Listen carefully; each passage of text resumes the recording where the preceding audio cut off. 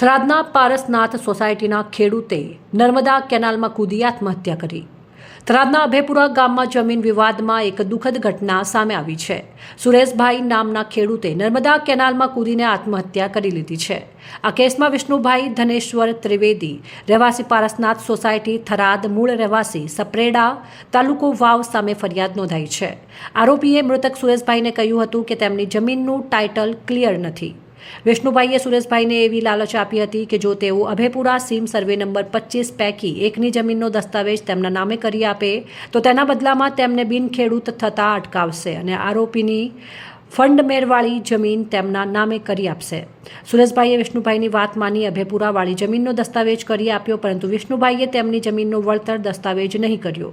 જ્યારે સુરેશભાઈ આ અંગે માંગણી કરવા જતા ત્યારે વિષ્ણુભાઈએ તેમને જાનથી મારી નાખવાની ધમકીઓ આપી હતી। આ ધમકીઓથી કંટાળીને સુરેશભાઈએ નર્મદા કેનાલમાં પડીને આત્મહત્યા કરી લીધી હતી। અહેવાલ જીતુ બારોટ, સંબંધ ભારત ન્યૂઝ, બનાસકાંઠા।